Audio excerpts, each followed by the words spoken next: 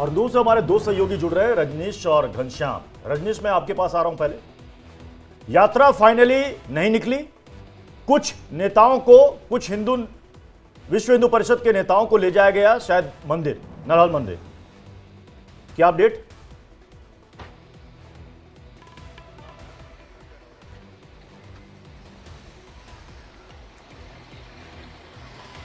देखिए अभितोष, यात्रा की परमिशन तो पहले भी जो हरियाणा पुलिस है उन्होंने नहीं दी थी, और साथ ही आज सुबह भी वीएचपी की तरफ से बयान जारी हुआ था जिसमें कहा गया था सांकेतिक जो है वो यात्रा निकाली जाएगी। और यही हुआ।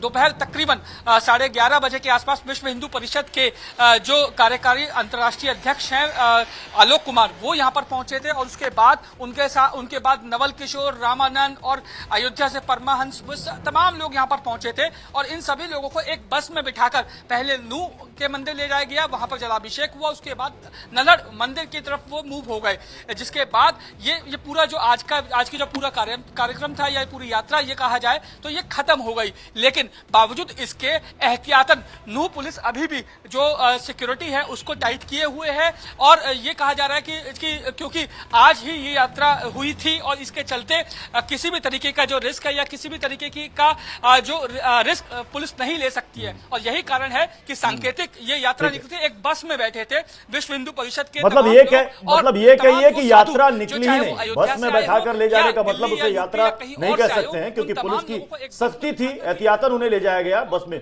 यात्रा नहीं निकली। और फाइनली इन्होंने लास्ट तक अपनी यात्रा को कैंसिल भी नहीं की। मैं घनश्याम आपका रुख कर रहा हूं। घनश्याम, ये बताइए, आज चूंकि आखिरी सोमवार भी है, मंदिरों में अच्छी खासी भीड़ होगी, प्रशासन कितना अलर्ट था कि कहीं से कोई पत्थर वत्थर ना चल जाए? जी देखिए, अलर्टनेस तो सुबह से हम दिखा रहे हैं कि किस तरह की अलर्टनेस थी और अभी भी अलर्टनेस है। असल में प्रत्युष, अनुभव के साँचे में धार्मिक भावनाओं की गीली माटी को जो संजोया गया, रचाया गया, बसाया गया, उसने आज एक नई तस्वीर पेश की। और वो तस्वीर सौहार्दपूर्ण थी, वो इत्मीनान की थी, वो भावनाओं से ओतप्रोत थी। और वो तस्वीर ये बताती थी कि 31 जुलाई से सबक लिया गया और ये आज किसी तरह की कोई अप्रिय घटना ना हो, इसका पूरा ख्याल रखा गया। सुबह से हमने देखा चप्पे चप्पे पे पुलिस बल तैनात था, कई पैरामिलिट्री फोर्सेस तैनात थी और पूरे इलाके को छावनी में तब्दील कर दिया गया। और जिस शोभा यात्रा की असल में हम बात कर रहे थे, वो शोभा यात्रा थी ही नहीं। असल में वो कुछ लोगों को जलाभिषेक कराया गया, दर्शन कराया गया। जो वीएचपी कह रही थी कि एक मैसेज यहां से हम देना चाहते हैं, वो मैसेज जरूर गया कि किसी के धमकाने या किसी अराजक तत्वों के कुछ अप्रिय घटना घटने के बाद उनके हौसले कम नहीं हुए, ये मैसेज जरूर गया। लेकिन कोई शोभा यात्रा नहीं हुई कि लोगों का जत्था रवाना हुआ हो, बैंड बाजे के सारी चीजें कही हो। महादेव को जल जरूर चलाया गया, देवादिदेव को जल जरूर चलाया गया। लेकिन रजनीश के पास में जाऊंगी। रजनीश, अभी हालात वहां पे क्या बने हुए हैं? इंटरनेट भी बैन कर दिया गया है बताया जा रहा है, लेकिन क्या फिर से इंटरनेट के बैन पर जो सख्ती थी, क्या उसको अब हटाया जाएगा और जो दूसरी सख्तियां, पाबंदियां लगाई गई थी?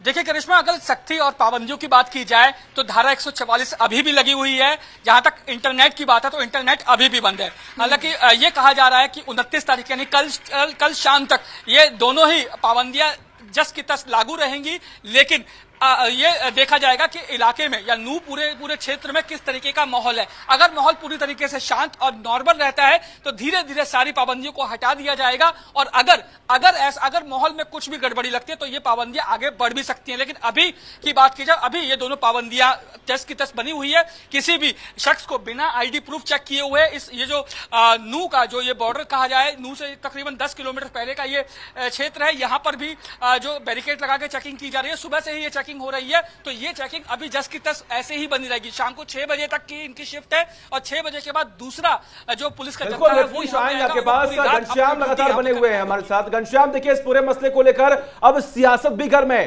ओवैसी साहब तो ये कह रहे हैं कि बीजेपी सिर्फ और सिर्फ वीएचपी की बात मानती है, तो वहीं दूसरी ओर आलोक कुमार की गिरफ्तारी की भी मांग हो रही थी।